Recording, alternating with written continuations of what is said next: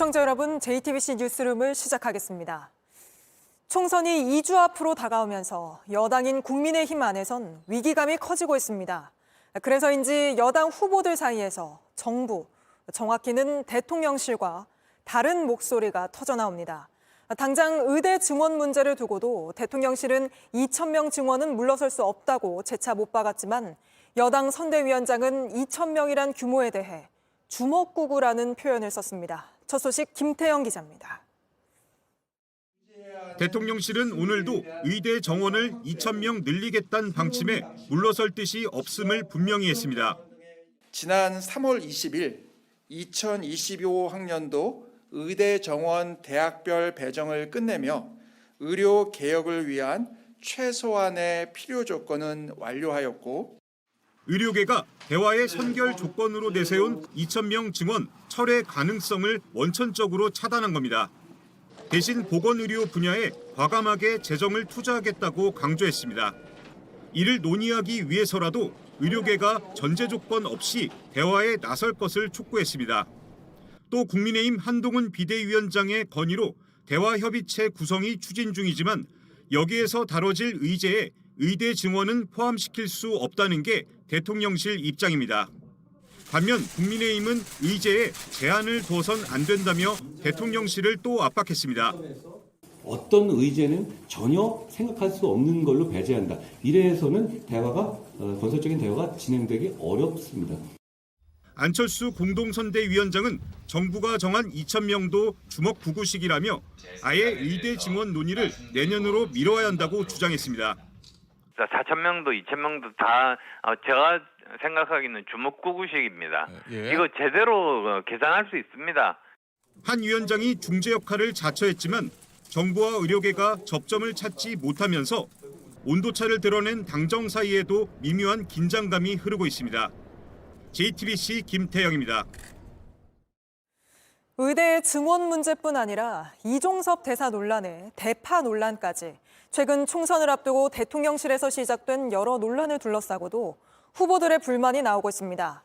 지난해 있었던 홍범도 장군 흉상 이전 논란과 관련해서도 초대 국가보훈부 장관을 지낸 박민식 후보가 난 원래 반대했었다며 대통령실과 선 긋는 발언을 하기도 했습니다. 계속해서 최승기 기자입니다. 지난해 정부 여당은 공산당 이력을 문제 삼으며 육군사관학교 홍범도 장군 흉상 이전을 추진했습니다. 당시 반국가 공산 세력을 잇따라 비판하던 대통령의 발언과 맞물려 흉상 이전 문제는 정부 여당의 수건 사업으로 여겨졌습니다. 하지만 국민의힘 박민식 후보가 언론 인터뷰에서 당시 자신은 국민 공감대가 있어야 한다며 흉상 이전을 반대했다고 주장했습니다. 당시 국가보훈부 장관이었던 박 후보는 안중근 의사 동상을 일본 대사관 앞에 설치하면 적재적소 논란이 있지 않겠냐며 사실상 흉상 이전을 옹호하는 입장을 밝힌 바 있습니다. 선거가 다가오자 말을 바꾸는 것 아니냐는 비판이 나오자 자신의 입장은 같았다고 반박했습니다. 입장이 보훈부 장관 때랑 지금이랑 바뀌었다. 전혀 그렇지가 않습니다. 시종일관합니다. 국방부에서 주도한 홍범도 장군 흉상 이전 문제를 언제부턴지 슬쩍 끼워 넣어서 이것이 마치 박민식 보훈부 장관이 뭔가 여기에 크게 역할을 한 것처럼. 이종섭 주 호주 대사 문제, 윤석열 대통령의 대파 발언 등을 계기로 대통령실을 향한 공개 불만은 이어졌습니다. 권영진 후보는 대파 논쟁을 불러일으킨 건 대통령 주변 참모들이 잘못 모시고 간 것이라고 지적했고 최재형 후보도 보좌 기능에 문제는 있다고 본다고 말했습니다. 서병수 후보도 소셜미디어에 윤석열 정부가 민심과 엇나갈 때는 단호하게 바로잡겠다고 밝혔습니다. 당 지도부에선 대통령실이 상황을 직시해야 한다는 메시지가 나왔습니다. 총선에 관해서 많은 후보들이 위기감을 가지고 있고 좀 쉽지 않은 상황에서 선거운동들을 하고 있습니다. 이런 상황에 대해서 대통령실에서도 면밀하게 검토하면서 예의주시하고 계시리라고 생각합니다. JTBC 최승기입니다. 후보들이 대통령실을 향해 이렇게 나오는 건 이러다 선거 진다는 위기감 때문일 텐데 JTBC가 수도권 격전지 4곳의 여론을 조사했는데 서울 용산만 오차범위 내 접전이었고 나머지는 모두 민주당 후보가 오차범위 밖에서 앞서는 걸로 나타났습니다. 유정화 기자입니다. 서울 용산은 대통령실 이전 이후 새로운 정치 중심지로 떠올랐습니다. 윤석열 정부 통일부 장관을 지낸 사선의 국민의힘 권영세 의원에 서울시 행정부시장 출신인 민주당 강태웅 후보가 도전장을 냈습니다. 4년 만에 리턴 매치입니다.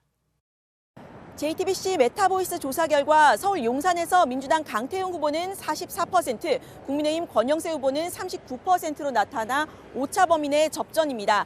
반면 당선 가능성이 누가 더 높은지 물었더니 강 후보가 32%, 권 후보가 39%로 나타났습니다. 선거 기간 여론의 추이를 지켜봐야 하는 겁니다. 대통령실이 있는 용산에서 정부 지원 여론은 38%, 정부 견제 여론은 43%였습니다. 격전지 한강벨트에 속한 서울 중성동 을입니다. 현역 의원인 민주당 박성준 후보가 45%로 도전자인 국민의힘 이혜훈 후보의 36%에 앞섰습니다. 당선 가능성을 물었더니 박 후보 44%, 이 후보 26%로 격차가 더 벌어졌습니다. 이 지역구에선 대선 때 민주당 이재명 대표에 투표했던 91%가 박 후보 지지 의사를 밝혔지만 윤석열 대통령에 투표했던 69%만 이 후보를 지지하겠다고 했습니다. 18%는 없음과 모름, 11%는 박 후보 지지로 이탈했습니다. 치열했던 당내 경선의 여파로 여권표 결집이 덜 이뤄진 걸로 분석됩니다. 서울 영등포 갑은 국회 부의장 김영주 의원이 민주당을 탈당해 국민의힘 후보로 5선에 도전합니다. 영등포 구청장을 지낸 민주당 최현일 후보와 개혁신당 수석대변인 허은하 후보가 출사표를 냈습니다. 최 후보는 40%, 김 후보는 26%, 허 후보는 4%로 나타났습니다. 최 후보가 14%포인트 차로 오차범위 밖에서 앞섰는데 당선 가능성을 묻자 최 후보가 46%, 김 후보가 22%로 격차가 더 벌어졌습니다. 경기 수원정에선 민주당 김준혁 후보가 44%로 33%인 국민의힘 이수정 후보에 앞섰습니다. 반드시 투표하겠다는 적극 투표층에선 김 후보 지지 52%, 이 후보 지지 36%로 격차가 더 벌어졌습니다. 오늘 여론 읽어주는 기자 여기 2024가 주목한 곳은 바로 여기 중도층 쏠림입니다. 앞서 보신 것처럼 수도권 격전지에서 민주당 후보가 선전하는 곳들이 있죠. 자세히 들여다봤더니 스스로 중도라고 답한 층에서 민주당 쏠림 현상이 나타나고 있었습니다. 서울 용산에선 여야 후보가 5%포인트 차 오차 범위 내 접전이었는데요. 그런데 중도층에선 국민의힘 권영세 후보가 28%로 나타나면서 16%포인트 차로 벌어집니다. 다른 지역들도 중도층만 떼어서 살펴보겠습니다. 경기 수원정에선 민주당 후보가 52%로 과반이었고 국민의힘 후보가 20%였습니다. 서울 중성동을에선 박 후보가 49%, 이 후보가 25%, 그리고 영등포 갑에서도 최 후보가 44%, 김 후보가 22%였는데요. 지역구별 중도층 표본이 작아서 오차 범위가 플러스 마이너스 7.5% 이상인 점을 고려를 해야겠지만 수치상으론 민주당 후보 지지율이 국민의힘의 더블 스코어에 가까운 겁니다. 이런 경향은 전국적으로도 나타납니다. 지난 25일 리얼미터 조사에선 중도층에서 민주당 지지율 오차 범위 밖에서 국민의힘보다 높게 나타났습니다. 선거에서 중도층은 막판까지 변수로 작용할 수 있어서 끝까지 지켜봐야 합니다. 다만 이 중도층이 한쪽으로 쏠리는 경향이 지속될 경우 반대쪽에서는 확장성이 제한될 수가 있죠. 정치권에서는 지금의 이 상황을 정권 심판론 바람이 불고 있는 것으로 해석합니다. 연일 선명성을 내세우고 있는 조국 혁신당의 선전도 심판 여론을 끌어올리는 한 요인으로 꼽힙니다. 오늘 조사한 지역구 4곳에서도요. 비례대표는 조국 혁신당을 지지하겠다라는 응답 보시는 것처럼 20%대로 나타났습니다. 다만 20대 이하 연령대에선 조국 혁신당 지지 응답이 10%대로 반토막이었습니다. 부동층으로 꼽히는 20대 이하 청년층 표심의 향배도 선거의 변수가 될 수 있어 보이는 대목입니다. 오늘 보도와 관련한 자세한 사항은 중앙선거 여론조사심의위원회 홈페이지를 참고해 주시면 됩니다. JTBC 유정화입니다. 네, 여론조사가 이렇게 나오고 있는 가운데 국민의힘 비례정당인 국민의 미래 인요한 선대위원장은 이종섭 주 호주 대사를 감싸고 나섰습니다. 애국심이 넘치고 좋은 사람이라며 죄가 있는 게 확실하냐, 외국에서 일어났으면 이슈도 안 될 일이란 식으로 말한 겁니다. 윤석열 대통령의 대파값 발언을 옹호했던 이수정 후보는 대파 격파 영상을 올렸다 삭제했습니다. 강희연 기자입니다. 국민의미래 이뇨한 선대위원장은 이종섭 호주 대사의 출국 논란은 별 문제가 되지 않는다는 취지로 말했습니다. 대한민국에서는 그거의 큰 이슈지만 사실 외국 사례 같으면 이슈도 안 돼요. 그러면서 국민의힘 후보들의 이 대사 사퇴 요구에도 반박했습니다. 군수가 그 산불 나면 해직되는데 군수가 뭐 불을 질렀어요? 꼭 장관이 뭐 죄가 있는 게 확실합니까? 잘못된 좀 고쳐야 될 정치적인 풍토다. 또 애국심이 넘치고 좋은 사람이라고 평가했습니다. 앞서 국민의힘 한동훈 비대위원장은 민심이 악화되자 이 장관의 즉시 귀국을 요구하며 국민 눈높이를 강조한 바 있습니다. 우리는 수도권의 민심에 더 민감하고 책임감 있게 반응해야 한다고 생각합니다. 이런 의견이 반영돼 이 대사가 귀국한 지 일주일도 안 된 상황에서 인 위원장의 발언은 모정당의 인식과는 거리가 있다는 지적이 나옵니다. 한편 이수정 국민의힘 경기 수원정 후보는 대파를 격파하는 영상을 올렸다가 삭제했습니다. 오늘 제가 아주 대파 격파합니다. 하나는 우리 아버님 댁 대파, 이쪽 건 우리 어머니 댁 대파예요.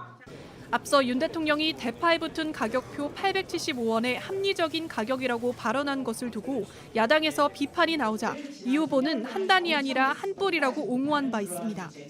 하지만 이후 한 단이었던 것으로 확인되자 확인해보니 반짝 대박 세일이었다며 저는 누구보다 민생의 진심이라고 밝혔습니다. JTBC 강연입니다. 이런 가운데 대파 가격이 875원이면 합리적이라고 한 윤석열 대통령의 발언을 다룬 보도에 대해 선거방송심의위원회가 심의에 나설 걸로 보입니다. 대통령을 악의적으로 희화화했다는 민원이 접수됐다는 이유에서입니다. 노진호 기자입니다. 지난 20일 MBC 뉴스데스크는 물가 점검을 위해 대형마트를 찾은 윤석열 대통령의 발언을 전했습니다.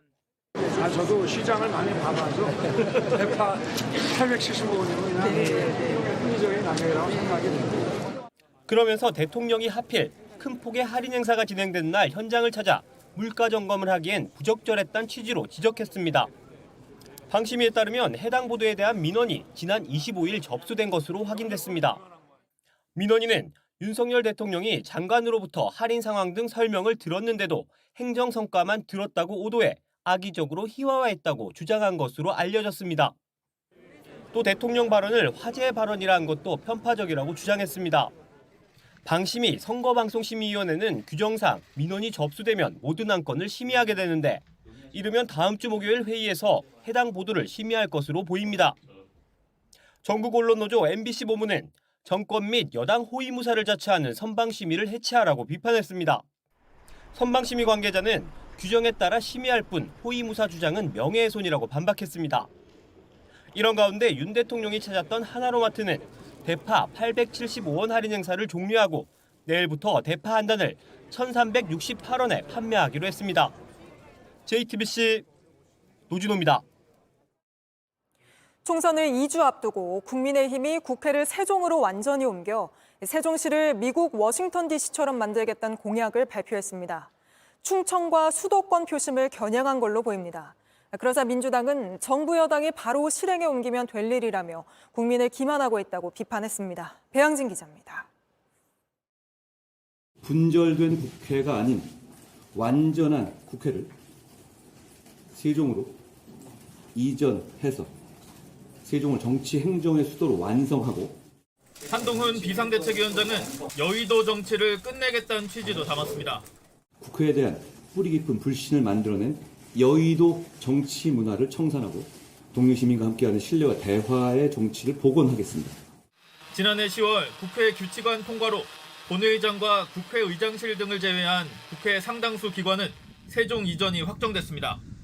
다만 남은 기능까지 모두 옮겨 세종시는 미국 워싱턴 DC 같은 완전한 정치 행정 수도로 만들고 서여의도는 국회의사당을 랜드마크 삼아 금융 문화 중심지로 키우겠다는 겁니다. 프랑스의 오르세 미술관이나 영국의 테이트 모던 같은 세계적인 전시 공간으로 만들어 시민들이 마음껏 활용할 수 있을 것입니다. 대통령실도 세종시에 제2집무실을 설치하는데 속도를 내기로 했습니다. 수도 서울은 관습헌법이라며 행정수도 이전을 막은 2004년 헌재 결정이 걸림돌이 될 수 있다는 주장도 나왔지만 국민의힘 핵심 관계자는 JTBC에 법리 검토는 충분히 했고 국토균형발전이란 헌법적 과제를 20년 지난 헌재 결정이 막는다면 본말이 전도된 거라고 했습니다. 하지만 과거 국민의힘은 야당 시절 국회의 세종시 완전 이전을 주로 반대해왔습니다. 국회를 헌법에 반하게 세종시로 옮긴다는 발표를 하는 걸 봐도 완전히 이성을 상실하고 이제 죽기 아니면 살기라는 것밖에 없는 것 같습니다. 더불어민주당은 국회 세종시 이전은 대선 당시 여야 후보들의 공통 공약이었다며 정부 여당이 바로 실행에 옮기면 된다고 꼬집었습니다. 집권 여당은 집행 권한을 갖고 있기 때문에 이미 약속했던 것은 신속하게 하면 되는 거지 또 약속할 필요가 없습니다. 이미 할 수 있는데 하지 않으면서 선거에 이기면 하겠다라고 얘기하는 것은 저는 그건 국민을 기만하는 행위라고 생각해요. JTBC 배양지입니다. 문재인 전 대통령이 전직 대통령으로선 이례적으로 파란 점퍼를 입고 고향인 경남 거제를 찾아 민주당 후보를 격려했습니다. 옛 지역구인 부산 사상에 출마한 민주당 후보와의 만남도 조율 중인 걸로 알려지면서 총선을 앞두고 전면에 나서는 거 아니냐는 관측도 나옵니다. 국민의힘은 잊혀진 삶을 살겠다더니 국민들이 어떻게 생각하실지 궁금하다고 비판했습니다. 김혜미 기자입니다. 파란 점퍼를 입은 문재인 전 대통령이 차에서 내립니다. 고향 거제에 출마한 변광용 민주당 후보를 응원하러 거제 계룡산을 찾은 겁니다. 김정숙 여사도 동행했습니다. 거제가 대통령을 유명단축을 했는데 오늘 우리 변광용 후보가 아주 좋은 기운 듬뿍 받았습니다.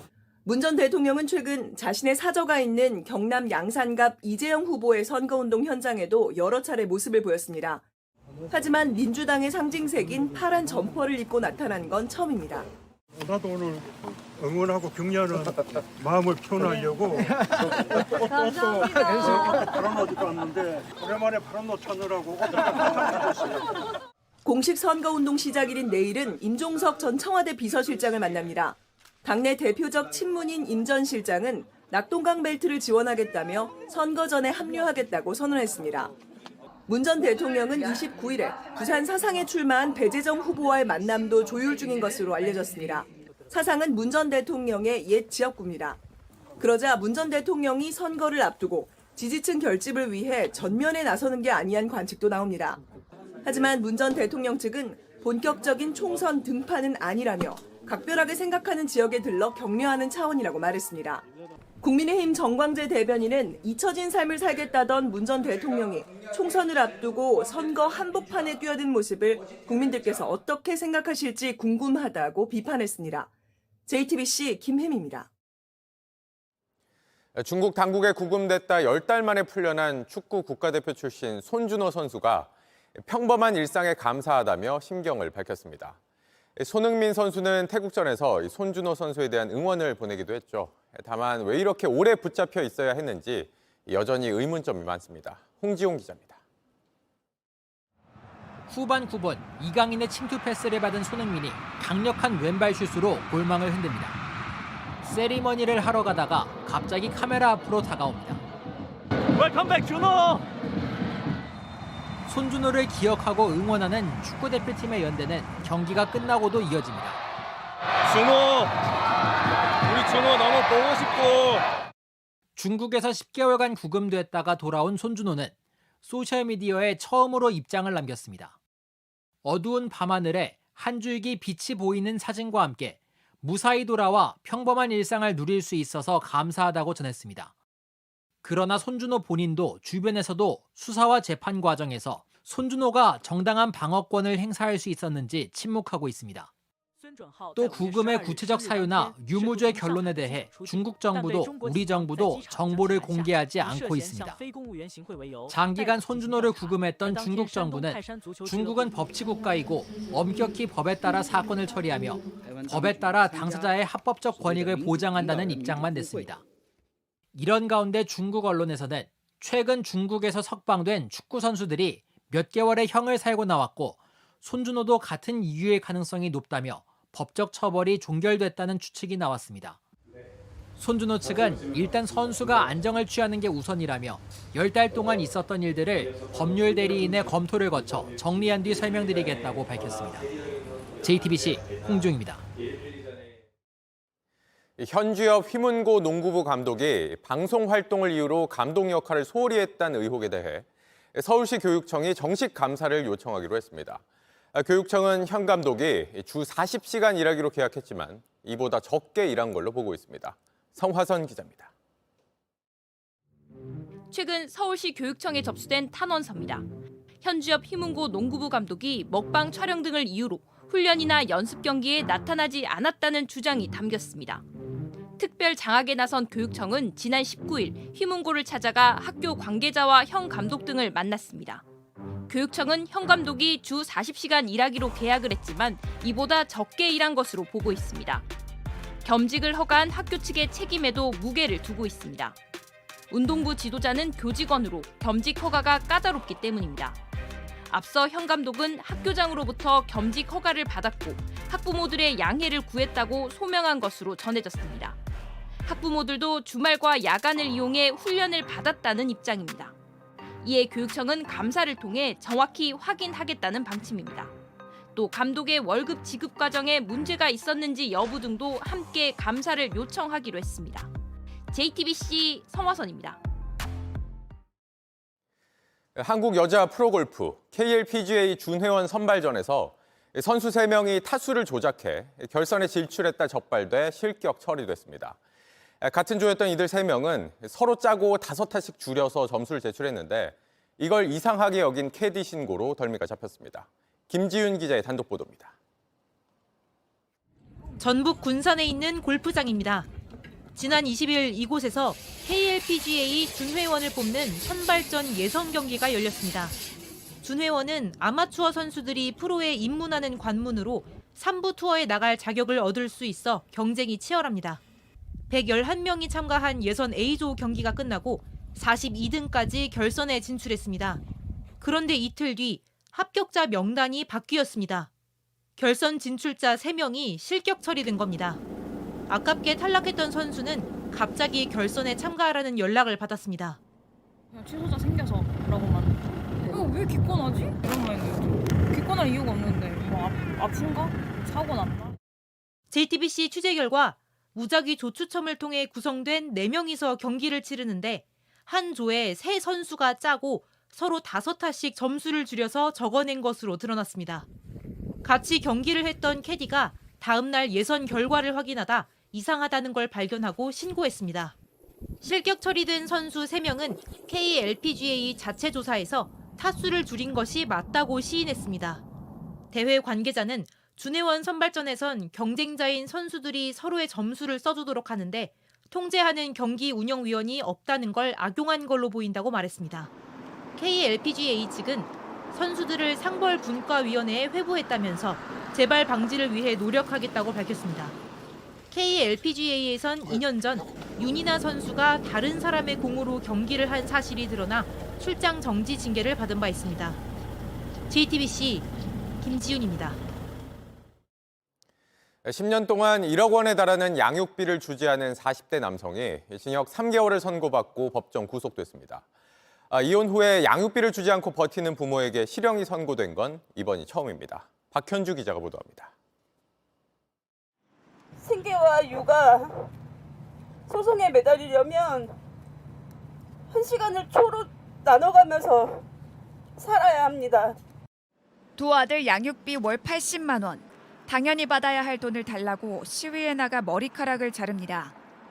눈을 꼭 감고 참았지만 결국 눈물을 쏟습니다. 2013년 이혼한 전 남편 박모 씨는 직업이 없다, 건강이 좋지 않다고 핑계를 대며 양육비를 안 줬습니다. 김 씨가 가능한 모든 법적 수단을 동원하고 법원이 감치 명령까지 내렸지만 박 씨는 계속 버텼습니다. 10년 동안 모두 9,600만 원을 밀렸습니다. 결국 오늘 징역 3개월을 받고 법정 구속됐습니다. 법원은 굴착기 기사로 일하며 수입이 있는데도 양육비를 안 주어 김 씨와 미성년 자녀들에게 회복할 수 없는 범죄를 저질렀다고 했습니다. 양육비 미지급 부모에게 실형이 선고된 건 처음입니다. 양육비가 단순한 개인 간의 채권 채무가 아니라 아이의 생존권과 관련된 그래서 양육비 미지급이 아동학대다. 판결을 받아든 김 씨는 또 울었습니다. 임신 상태였으니까 저희 어머니 아버지 진짜 고생 많이 하셨어요. 하루에 막 6만 원, 7만 원 이렇게 버세요. 그거를 제가 두 아이 키우면서 정말 다 갖다 썼거든요. 나쁜 아빠는 처벌을 받게 됐지만 가족의 지난 고생은 되돌릴 수 없습니다. JTBC 박현주입니다. 정부가 지역 의대 정원을 대폭 늘렸지만 학생들이 의대만 지역에서 다니고 의사 일은 수도권에서 찾는 경우에 대비해야 한다는 지적이 나오고 있습니다. 이런 가운데 경남 지역 의대가 졸업 후 10년간 의무적으로 지역에서 의사로 일할 의대생을 뽑겠다고 처음 밝혔는데 다른 의대들도 동참할지 관심입니다. 이예원 기자입니다. 경상국립대가 이르면 올해 입시부터 지역의사 전형을 도입합니다. 경상국립대 의대 정원은 76명에서 200명으로 늘었습니다. 대학 측은 이 중 10명가량을 지역의사 전형으로 뽑아 장학금을 지원하겠다고 했습니다. 졸업 후엔 경남 내 의료원 등 공공병원에서 환자를 돌볼 수 있게 하겠다는 계획입니다. 의료 취약지구가 18개 시군 중에서 14개입니다. 원정 진료로 가는 케이스가 많아요. 다 해결하기 위해서는 지역에 남는 의사 비중을 좀 늘려야 되겠다. 근무 기간은 10년 안팎이 유력한데 그 사이 지역을 떠나면 의사 면허 취소 등 페널티를 주는 방안이 검토됩니다. 대학 측은 해외 사례를 참고했다고 했습니다. 일본에서 이게 지역 안착률이 그러니까 성공률이 한 80~90% 된다고 이렇게 좀 더 확률이 높게 이 지역에 남는 의사를 양성하기 위해 현재 지역 의사제 도입은 국회에서 논의가 멈춰 진전이 없지만 지역 의사 전형은 대학이 자율로 정할 수 있어 곧 시행 가능하다는 분석입니다.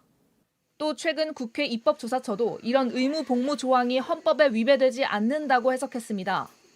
다만 장기간 근무를 위해선 정주 여건을 더 개선해야 하는 과제는 남아 있습니다. 또한 아직 개별 학교의 시도라 장기적으로는 공공의대가 필요하다는 지적도 있습니다.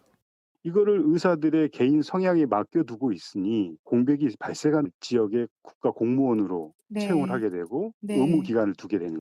JTBC 이혜원입니다. 서울 버스 노조가 내일 총파업을 예고한 가운데 노사가 현재 막판 협상을 벌이고 있습니다. 임금 인상 등이 쟁점인데 이 협상이 결렬되면 내일 새벽부터 서울 시내버스 대부분이 멈춥니다. 현장을 연결해 보겠습니다. 자, 이은진 기자, 노사가 지금도 협상을 진행 중인데 입장차가 큰 상황이라죠?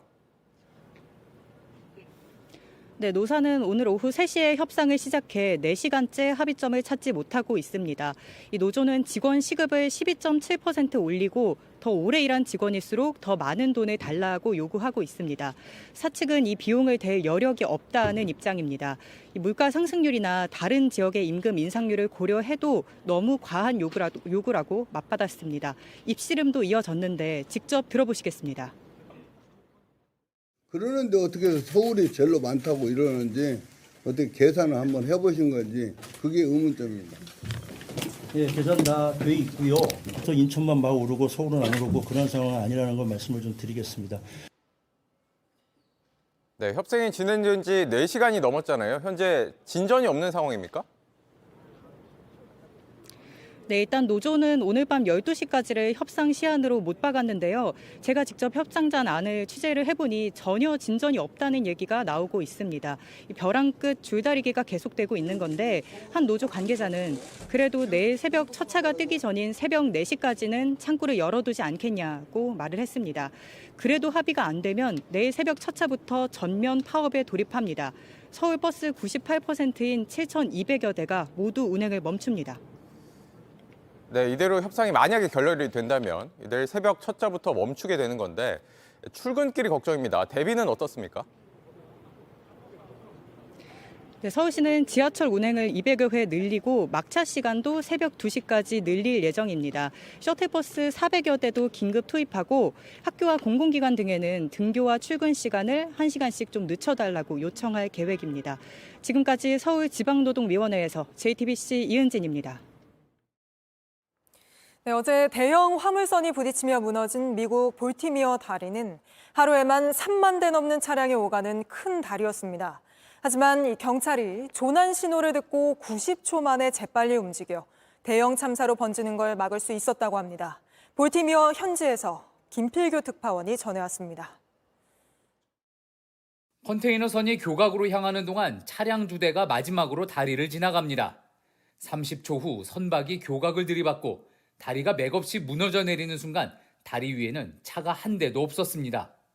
조난 신호를 듣자마자 90초 만에 행동에 들어간 경찰들의 활약 덕분이었습니다. One of you guys on the south side, one of you guys on the north side, hold all traffic on the Key Bridge. There's a ship approaching. It just lost their steering. So until you get that under control, we gotta stop all traffic. 경찰관 1명이 작업 중이던 인부 8명도 대피시키기 위해 차에 올랐지만 그 순간 다리는 무너져 내렸습니다. 2명은 구조했지만 당국은 결국 나머지 6명은 숨진 걸로 보고 수색 작업을 중단했습니다. 미국 매체들은 조난 신호를 보내고 닻을 내리는 등의 비상조처를 한 선원들 역시 상황에 잘 대처했다고 평가했습니다. 메릴랜드 주지사는 더 큰 피해를 막은 경찰과 구조당국에게 감사를 표했습니다. Who literally by being able to stop cars from coming over the bridge, these people are heroes. They saved lives last night.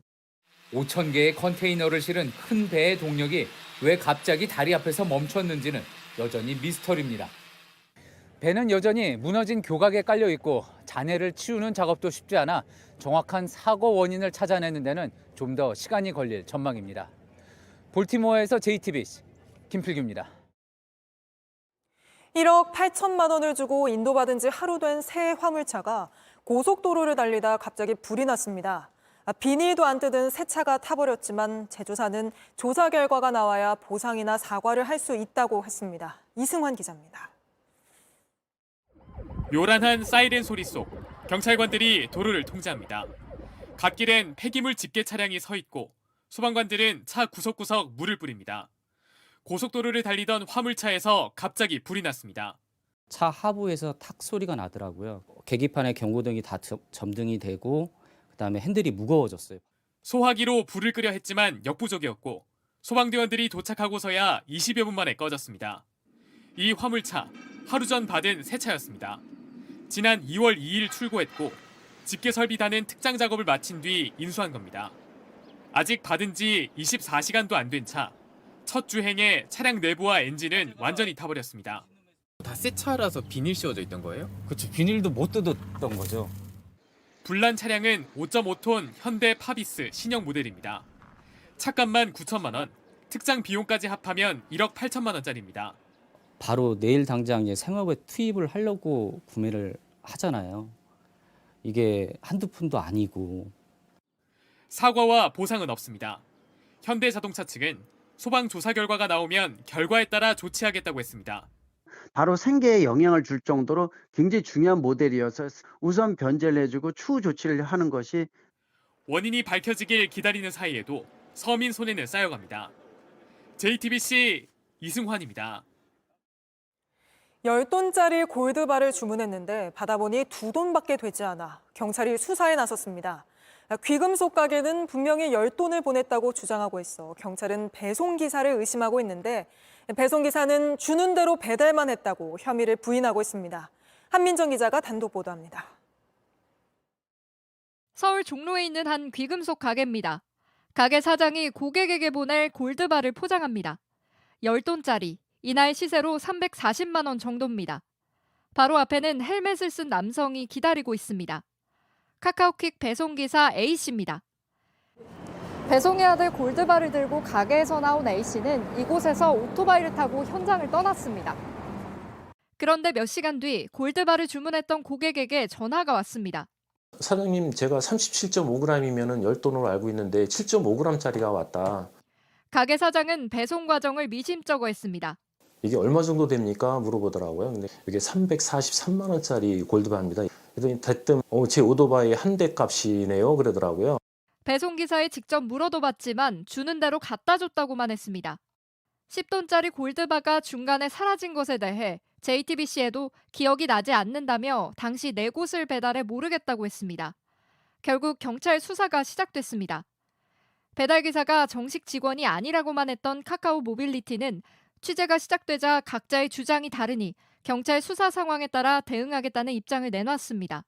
대기업이고 믿고선 이렇게 퀵을 갖다가 이용을 했는데 이렇게 체계적이지도 않고. 서울 해화경찰서는 골드바에 묻은 지문을 채취하는 한편 배송 당일 배송 기사의 행적을 확인하고 있습니다. JTBC 한민정입니다. 총선을 2주 앞두고 재외국민 투표가 오늘부터 엿새 동안 해외 115개 나라에서 진행됩니다. 재외 유권자는 14만 명에 달하는데 도쿄에선 90대 어르신이 소중한 한 표를 행사했고 베이징에선 유권자가 새벽부터 투표장으로 달려왔습니다. 도쿄 김현애 특파원이 전합니다. 백발의 어르신이 부축을 받으며 힘겹게 투표장으로 들어섭니다. 올해 94살 이두치 할머니입니다. 15살에 부모님을 따라 일본으로 건너와 일본 땅을 벗어난 적이 없지만 선거에 꼭 참여하겠다며 오랜만에 외출을 한 겁니다. 투표 방법을 물어보고 또 물어보고 기표소에서 나온 할머니는 느린 걸음으로 투표함에 봉투를 넣습니다. 기쁘지요. 뭐랄까 우리나라를 위해서 투표를 하나 했다는 게 자랑스럽습니다. 통일돼가지고 한 달러가 됐으면 좋겠어요.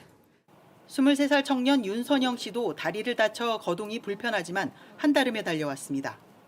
재외국민 선거 첫날 소중한 한 표를 행사하는 사람들로 북적이고 있습니다. 투표 시작 2시간 만에 100여 명이 투표소를 다녀갔습니다. 중국 베이징에서도 투표 열기는 뜨거웠습니다. 왕복 7시간이 걸리지만 내이몽구에 사는 교민도 마음을 담아 한 표를 행사했습니다. 이번에는 3시간 넘게 고속철 타고 온 이유도 하루빨리 한국이 좀 이전의 어떤 정상적인 모습으로 회복되기를 그런 바라는 마음에서 왔습니다. 더 좋은 나라로 만들어달라는 마음은 나라는 달라도 똑같은 모습입니다. 도쿄에서 JTBC 김현예입니다. JTBC는 양당 선대위원장이자 인천 계양을에서 맞붙은 국민의힘 원희룡, 더불어민주당 이재명 후보와 차례로 인터뷰를 진행합니다. 원희룡 후보는 교통 공약을 승부수로 내세웠고 상대인 이재명 후보에 대해선 지역에 관심이 부족하다고 지적했습니다. 먼저 원희룡 후보 만나보시고 내일은 이재명 후보의 인터뷰 전해드리겠습니다. 하혜빈 기자입니다. 대통령 측근이자 전직 국토부 장관 출신으로 집권 여당의 힘있는 인물이라는 점은 최대 경쟁력입니다. 이겼어. 다 왔습니다. 열심히 하고 있어요. 감사합니다. 네. 안녕하세요. 원희룡입니다. 도와주십시오. 감사합니다. 민주당 지지세가 강한 곳이었던 만큼 2주 전 JTBC 여론조사 당시에만 해도 20% 가까이 차이가 났습니다. 하지만 최근엔 오차범위내 접전 양상을 보이는 여론조사도 나오고 있습니다. 원 후보는 지난해 말 당 혁신위 권고 이후 일찌감치 험지 출마를 선언했습니다. 이 때문에 국민의힘 지지자들 사이에선 기대가 커졌습니다. 이재명 막아야겠다라는 일종의 뜻을 가지고 왔다고 생각해서 원희룡 후보 쪽으로 자기가 하고 싶은 걸 좀 할 수 있는 좀 카리스마가 있지 않나. 원 후보는 서울뿐 아니라 인천과 경기도에서도 쓸 수 있는 무제한 교통 정액권 도입과 전통시장 활성화 등 공약을 강조하고 있습니다. 인천 계양을에 지금 지역구 출마하셨는데 어떤 부분에 좀 중점을 두고 계시는지. 가장 시급한 것은 불편한 교통입니다. 지하철 2호선, 9호선을 연장 개통해서 특히 수도권 출퇴근 획기적으로 개선해야 되겠고요. 40년 가까이 된 낡은 주거 지역이 그대로 방치되어 있습니다. 재개발, 재건축, 주민 부담을 줄이면서 할 수 있는 방향으로 추진을 하겠고요. 사교육비 부담을 줄일 수 있는 전국 최초의 사교육비 경감 시범지구를 교육부랑 같이 만들어서 자기주도 학습 지원 센터라든지 여러 가지 다양한 학생들과 학부모를 지원할 수 있는 가장 모범적인 지원 체계를 만들겠다는 것이 제 공약입니다. 수도권 원패스 언급을 하셨잖아요. 직장인들한테 되게 필요해 보이더라고요. 서울은 정액으로 무제한 교통수단을 이용할 수 있는 기후동행 카드를 이미 시행하고 있죠. 근데 막상 서울로 출퇴근을 더 많이 이용하는 것은 인천과 경기 시민들, 특히 직장인들과 학생들이거든요.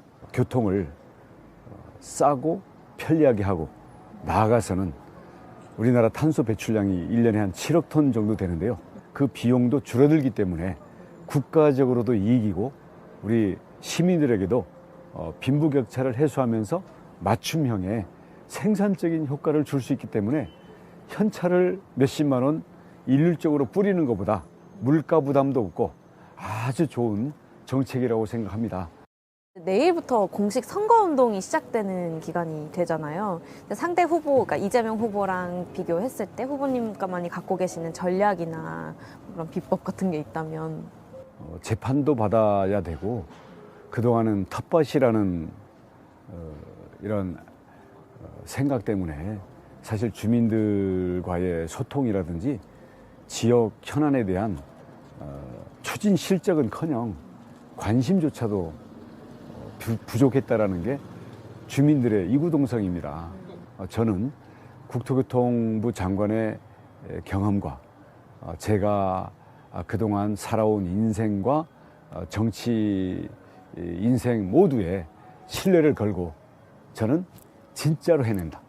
그리고 지역 주민들에게 필요한 것을 진정으로 실천함으로써 평가를 받겠다. 이재명 후보는 이제 25만 원 지급 공약을 계속 이야기를 하고 있잖아요. 좀 어떻게 생각을 하시는지. 줄 돈이 자기 돈도 아니고 그렇게 무차별로 뿌리면 안 그래도 올라있는 물가를 더 자극하게 됩니다. 말로만 하고 나라 경제야 어떻게 되든 상관없다라는 그러한 막 지르는 공약과 국토교통부 장관 경험을 가지고 주민들에게 책임을 지겠다라고 하는 정직한 원희룡 후보와의 차이점을 이제 계양 주민들은 몸으로 체험하시게 될 겁니다. 재원 조달 방향이나 이런 것까지 그러면 후보님께서는 다 이렇게 조금 마련이 되어 있는 상태라고. 관계 기관들과의 기본적인 의견 교환을 통한 실현 가능성의 검증 그리고 그것을 이루기 위한 추진 일정까지도 주민들에게 하나하나 제시를 하고 주민들이 질문을 했을 때 그에 대한 증거들을 제시할 수 있도록 모두 준비해 놓고 있습니다. 오늘 아침에 한동훈 위원장이 이제 세종으로의 이전을 이야기를 했잖아요. 그래서 저는 어떤 의견을 갖고 계신지도. 국회를 세종으로 이전하겠다라는 것은 그동안 계속 당과 정부에서도 검토를 해왔었고 국토교통부 장관으로서도 세종시의 완성 저희들이 추진해 왔었기 때문에 충분히 검토하고 추진할 수 있는 일이다라고 생각을 하고요. 적극 뒷받침하겠습니다. 국민의힘의 전체적인 뭐 어떤 판세나 이런 지역 상황이나 이런 것들은 좀 어떻게 보실까요? 지금 조금 어려운 건 사실인데요. 지금은 일시적으로 정부나 여당이 국민들에게 혼나야 될 것이 부각이 되고 있지만 견제할 건 견제하더라도 남은 임기 3년 동안 그리고 새로운 국회 임기 4년 동안 야당이 대통령을 탄핵시키고 국정을 중단시키겠다라는 그런 점들에 대해서 국민들은 충분히 그 위험성에 대해서 판단을 해서 국정이 운영될 수 있도록 정상적인 나라를 위해서 균형을 잡아줄 거라고 저는 확신합니다. 투표율이 다가올수록 접전으로 간다고 저는 믿습니다. 유권자들한테 혹시 더 하고 싶은 말 있으실까요? 선거 때만 정치인들이 나타나서 책임질 수 없는 공약을 말로만 걸어놓고는 표만 받아갔다가 또 선거 때가 되면 표만 받으러 오는 그런 정치에 대한 불신의 진절머리를 내고 있습니다. 정치가 인물을 잘 뽑으면 믿음으로 보답받을 수 있구나라는 것을 저는 우리 자라나는 아이들을 위해서도 반드시 증명해 내겠습니다. 태국전은 우리 축구가 기록한 오랜만의 무실점 경기였죠. 김민재 선수도 반전이 될 것이라며 만족했습니다. 바이에른 뮌헨의 주전 경쟁에 대해선 기회를 기다리고 있다. 너무 걱정하지 말라며 차분했습니다. 그런데 바람잘 날이 없네요. 이적설은 꼬리에 꼬리를 물고 있습니다. 벤치로 밀려나기가 무섭게 맨체스터 유나이티드에 이어 최근엔 인테르 밀란에서도 관심을 보이고 있는데요. 모두 조금은 앞서 나가는 전망들입니다. 하지만 그만큼 김민재의 가치를 외부에선 더 정확하게 평가한다는 거겠죠. 독일 언론에선 아직 결정된 건 없다. 새 감독이 온 다음에 결정할 것이다라며 올여름 여러 가능성이 열려 있음을 암시했습니다.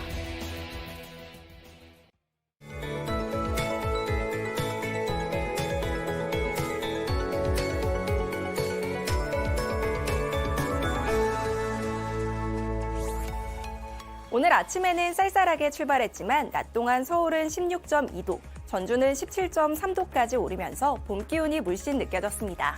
이제 수도권에도 하나둘 꽃망울이 맺히기 시작했는데요. 다만 내일은 다시 봄비가 지나겠습니다. 새벽에 수도권과 강원도, 전남 해안부터 비가 시작되겠고요. 오전부터 오후 사이 전국으로 확대되겠습니다.